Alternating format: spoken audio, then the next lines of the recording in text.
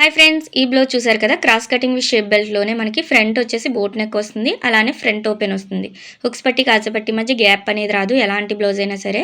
ఈ బ్లౌజ్ కూడా సేమ్ ఇంతేనండి. ఫ్రంట్ బోట్ నెక్, బ్యాక్ వచ్చి డీప్ నెక్. ఇది ఫస్ట్ స్టిచ్ చేశాను, బాగా సెట్ అయిందని సేమ్ ఇలానే స్టిచ్ చేయమన్నారు.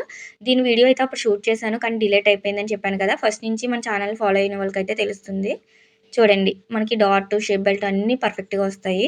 లోపల కూడా మొత్తం అంతా లోడింగ్ పద్ధతిలో ఉంటుంది. షేప్ బెల్ట్, సైడ్ జాయింట్ అంతా కూడా.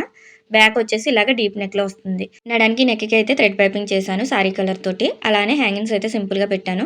నార్మల్ పాదంతో మనం ఇంత సన్నగా ఫినిషింగ్ వచ్చేలాగా థ్రెడ్ పైపింగ్ అయితే చేసుకోవచ్చు, చాలా బాగా వస్తుంది. హ్యాండ్కి కూడా ఇలా పైపింగ్ చేసామంటే లుక్ చాలా బాగుంటుందండి, బార్డర్ వచ్చినా సరే. లోపల మొత్తం చూసారా, సైడ్ జాయింట్, షేప్ బెల్ట్ అంతా లోడింగ్ పద్ధతిలో ఉంటుంది మన ఫినిషింగ్ అనేది. సారీ వచ్చేసి ఇదేనండి, లైట్ గోల్డ్ కలర్లో ఉంది. పెద్ద బార్డర్ వచ్చింది. పళ్ళు పట్టు అయితే ఇలా వచ్చింది. పైన వచ్చి చిన్న బార్డర్ వచ్చింది. మీకు ఈ సారీ అండ్ బ్లౌజెస్ ఎలా అనిపించినాయి కామెంట్ చేయండి. నచ్చితే లైక్ చేయండి.